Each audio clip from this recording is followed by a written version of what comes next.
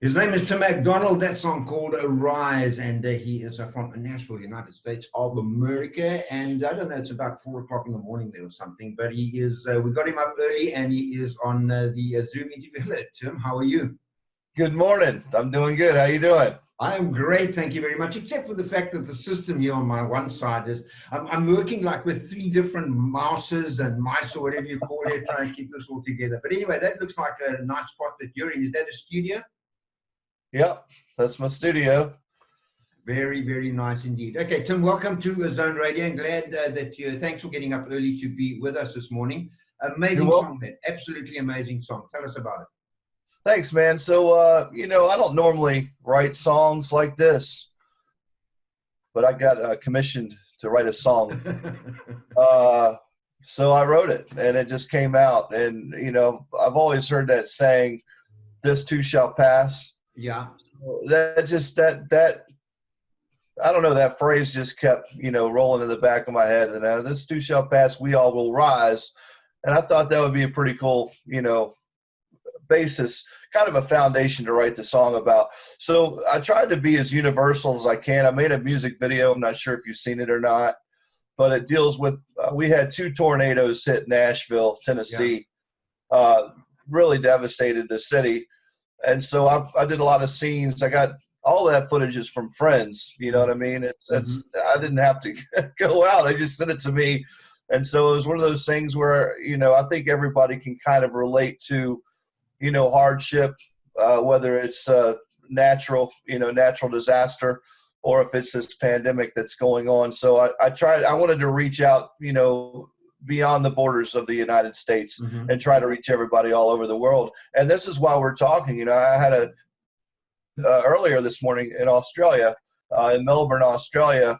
And so this is really cool. Technology is great. I know we have problems with our, Wi-Fi and stuff like that. But, 20 years ago, you and I couldn't be doing this at all. Not at all. Not at all. So it's pretty cool, that we can do this. You've had an interesting life, Tim. I mean, that is very much a sort of country track. But looking at your musical career, I mean, you started at the age of 5 or something. I mean, Yeah. I was, my mom asked me when I was 5 if I wanted to play piano. When your mom asks you to do something, you're like, okay.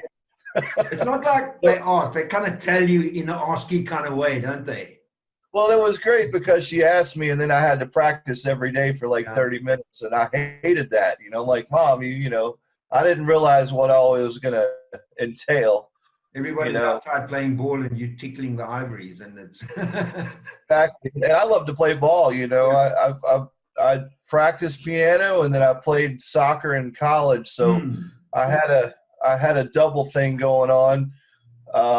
And it was very tough. Yeah, it was juggling that. And then my parents made me work. I had a very, very strict childhood, so my childhood was mainly no playtime. It was pretty much chores, and it was practicing piano, and it was doing homework, and then it was going to bed at 8 o'clock. So you had to fit school in there somewhere. And so, it was kind of, that was life until I was about a junior or senior in high school. They kind of let the leash off a little bit. And then I just kind of, rebelled. Well, the soccer is what got you into college, isn't it? I mean, you went to college on a soccer scholarship and then studied music, which I find quite crazy, but you did that. Yeah, absolutely. And what was crazy is because I didn't have any money, the school was actually creating scholarships for me. So they gave me a music, even though it wasn't a music school, Montreat Anderson College. It was known for its sports, and kind of like a small Ivy League school, I guess, more of a private school. And so they were inventing scholarships for me so they could keep me there. And one was they made up a leadership scholarship because I played piano, and all I had to do was play for the dean once a semester. So it was pretty cool. You were also in the military, and you did a lot of piano playing in the military as well, didn't you? Yeah, and the cool thing, the military took me to Europe. So I did a lot of touring over in Germany. I lived in Germany for 3 years, and I was really into jazz. I went from classical to jazz, and I got to travel and play with a bunch of different military bands, from the French Foreign Legion band. I didn't even know they had a band, but they have a French Foreign Legion band. We had the Spanish bands, the European bands all over, Sweden, Denmark. You had the Belgian bands. So it was really cool. All these people, I'm just from a small town in Kentucky, population of maybe 25,000 people, to going all over the world and just experiencing people, man. It's really cool. And music did that for you. But you've also played with some quite impressive people. I mean, you've worked with Olivia NewtonJohn. You've worked with a guy. I've never really heard of this guy. He's kind of a no-name brand in the country music. What's his name? Blake who? Blake? I think it's pronounced Shelton. Isn't that the guy? I don't know. I don't know. Like, he's a guy that spends his life spinning around and around in a chair. That guy. That's the guy. Yeah, you worked with him as well. It's crazy, man. It's when I was working for him, he was in between. Blake Shelton's story, a lot of people don't know it, but Reba McEntire kind of took him under her wing because Warner Records was failing at the time, and Blake Shelton came out with this song called Austin. Mm-hmm.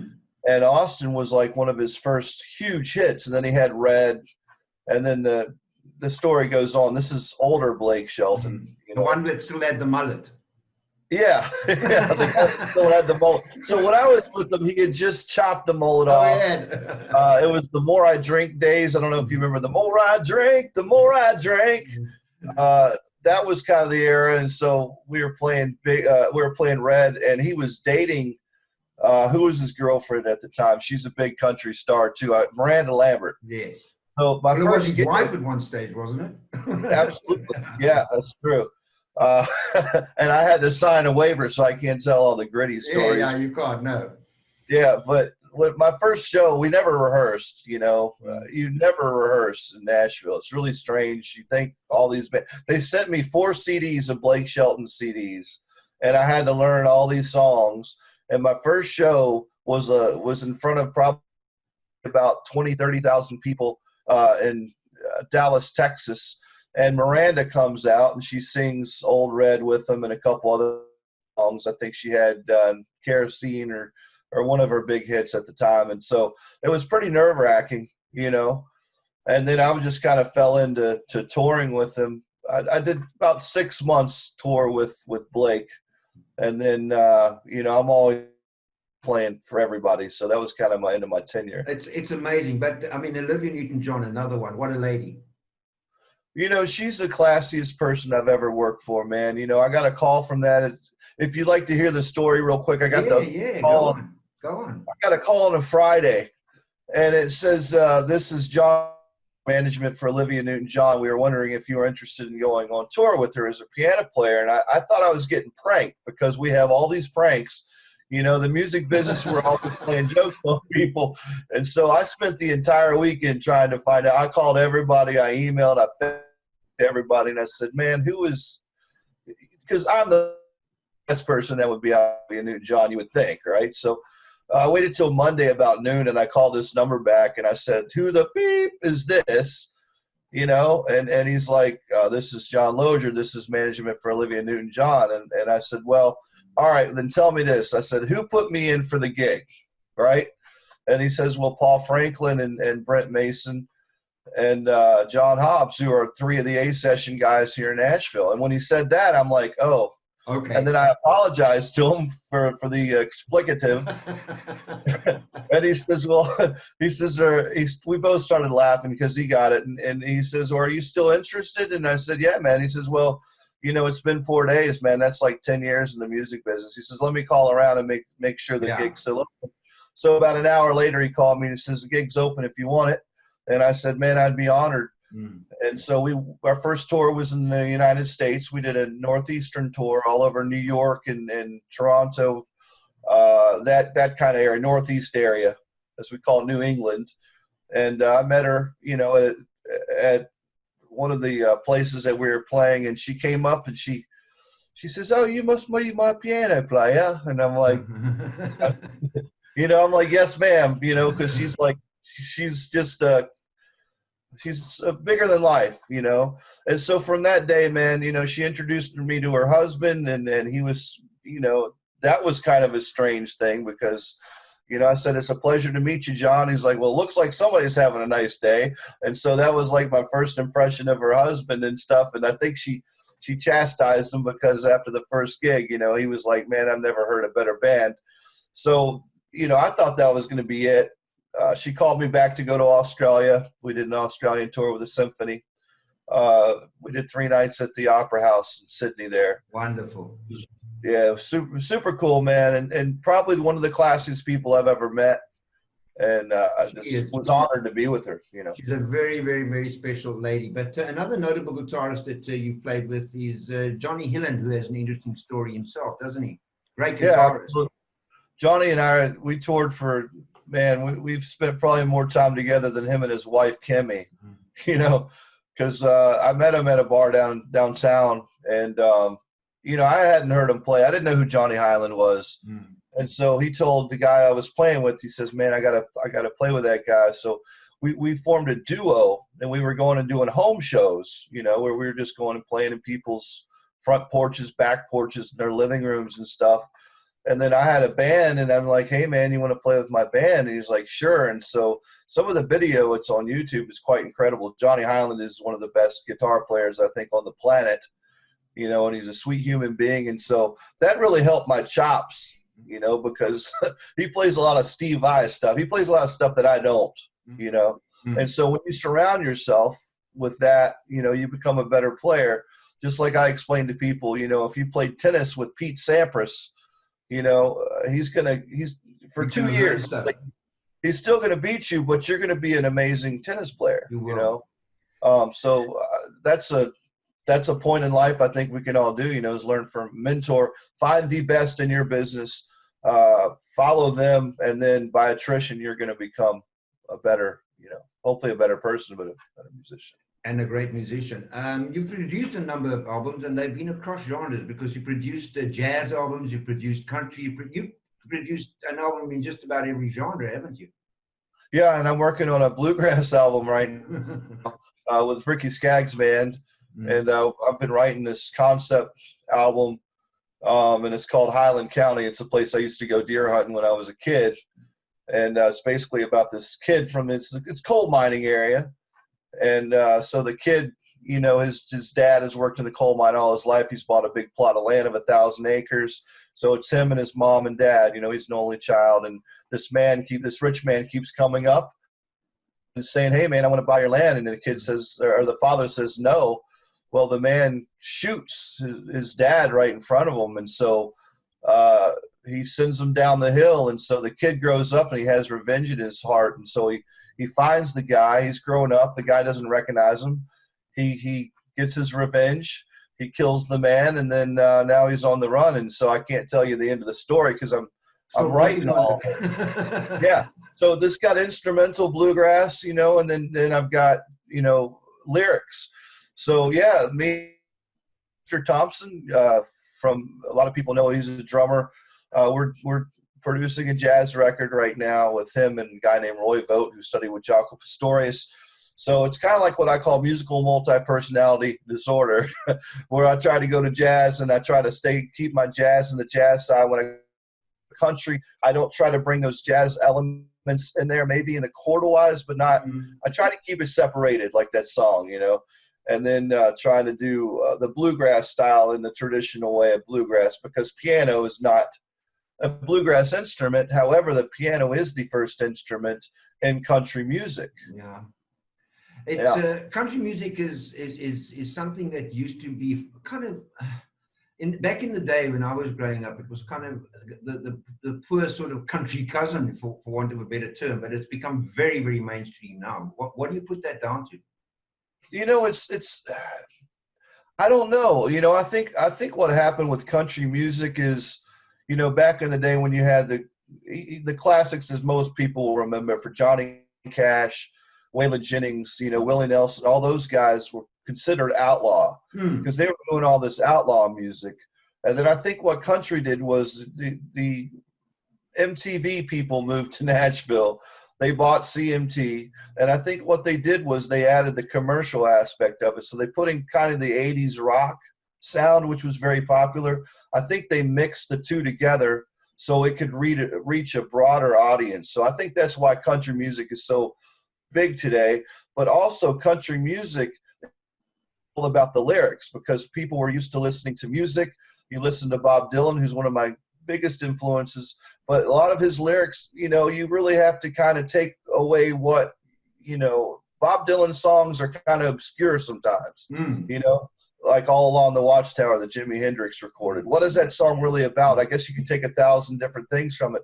A country song, by the end of that country song, you know exactly what the story is. And they make a joke that if you play a country song backwards, you get your wife back, you get your dog back, So it's one of those story things. And I think that's what people can relate to, things they can understand, and especially with technology, you kind of have to dumb things down. So country music, I don't want to say is a dumb music. It's not. It's very difficult music because you have to tell a story, and what some authors have 1,000 pages to tell a story. A country artist has about 3 minutes to 3 minutes and 15 seconds to tell a story, because you on the radio, you only have so much time allotted to play these songs. So you can't be playing, John Coltrane, 20-minute jazz songs. So that's my take from the country music. Oh, it certainly has become mainstream, and some of the biggest paid artists in the world. I think Kenny Rogers and people like that moved it down that road a lot. Sadly, he's no longer with us, but they did. And of course, MTV, the visual that went with it, I think that all played a role in my view. But look, I'm a big country fan, so although we have a guy, and I'm trying for the life of me, can't think of his name right now. He wrote a song and he said, "Country music isn't country anymore." And he is from Nashville. And for the life of me, can't think of his name. But we got a song. The first guy I played for when I moved to Nashville was Mark Chestnut. I've been playing, country my whole life, and he had those songs like Bubba Shot the Jukebox, All My Old Flames Have New Names, Old Country. When I went on tour with him, he had an album called Saving the Honky Tonks. And it was like, the late 90s, early 2000s, all these old honky tonk country artists, they saw the, the Jason Aldeans, they saw the rock coming into the country music, and they wanted to keep the tradition of it. So they had a lot of artists like Joe Diffie, God rest his soul. Mm-hmm. Because we did a big tour with Joe Diffie. He was a great guy, great singer. And, all these guys are trying to keep that tradition alive. And as, time changes, things must progress. The music has gone in a different direction. But now if you see it, you see that, I don't know if you have, there's a couple artists that, Chris Stapleton, and, there's a couple others, I'm think of their names right now, that are bringing that country music back, and it's really popular. Almost people in America, even in Nashville, they hate mainstream country music. They like the old stuff, but the problem is getting a gig here playing just country music. It's really strange, and in a country music town, getting most of the gigs are rock gigs and other things. Nashville is it's a war zone. It's not it's not the easiest place to crack it. It really isn't. There was that television series, remember, that showed the underbelly, the kind of ugly underbelly of the country music industry in Nashville. Is it anything like that series? If you did see the series, are you talking about the series Nashville? Yeah. Yeah, I was. I don't know if you saw that. I was in 5 seasons of that show. Oh, there we go. Yeah. Okay. And here I'm asking you if you'd seen it. Okay. Yeah, absolutely, man. That a lot of people said it was like daytime television. Well, it kind of was, but that's drama. It's exactly how I was with the Luke Wheeler Band. Luke Wheeler Band was Chip's rival. Yeah. And so I got to play with every band because it was the Wheels Up tour. Mm-hmm. So we got to play with all the different artists on the show. We even had guest artists. We played a show where Michelle Obama was on there. right after he went to Afghanistan to play for the troops, and then he got injured. So, man, it is exactly like that. You know, there's lots of it's undercutting. As I explain it, there's one small tiny piece of cheese, and you have 1,000 mice trying to get to that piece of cheese. And I tell everybody, you know, be your own fish. Swim, make your own school. Don't swim with the school. Swim off and have the school swim with you, because you're a trailblazer, you know. How do you do that in the music industry? That's the big question, man. If there was one way to do it, then everybody would be doing it. And then you would have the big school again. So Exactly. And then everybody, you know, you have to be very secretive, because everybody starts stealing your ideas and what is this guy doing? They watch your Facebook. See, that's the problem with social media. Is you start getting some traction. And I've had people reach out to my booking agents. They reach out to the people that help me. And you'll probably have 50 people contact you now, because they're like, oh, Tim McDonald got this interview in South Africa. How can we do that? And so they do that because they watch they watch social media. So it is exactly like that television show. Well, then you have the relationships and stuff. Well, let me tell you this, Tim McDonald, that we've been doing Zone Radio now for close on 10 years. And if you look behind me, if you can see behind me, there's like canvases hanging up here. Yeah. Okay. Those, we've got about 20 of those, and they're all filled with artist signatures of artists that we've interviewed here at Zone Radio. But you were the first, this third, but the first Zoom interview that we've done with an international artist who is overseas when we speak to them. The others have all been here. The other was Chris Simpson of Magna Carta, and then Doc McLean, the blues singer. He's been here, but they've been here personally. But you're the first person that we've spoken to who's actually overseas at the time. So it's a first for us here, and you're the first guy, and that will always be. Nobody can change that. And it doesn't matter how many Facebook people come along until they cannot change that fact. Yeah, well, that's great, man. And now you've made a challenge to me. I'm going to have to come to South Africa. Absolutely. I would love to do that, man. It's the only continent that I haven't been to is Africa. And so I would love to come. It would be wonderful to have you here, and we'd certainly have a place right here in the studio for you. I've got some comments here. Judy saying, loving this interview. Great guy, great sense of humor.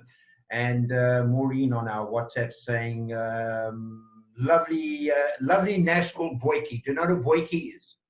I have no idea what that is. Lad. Okay.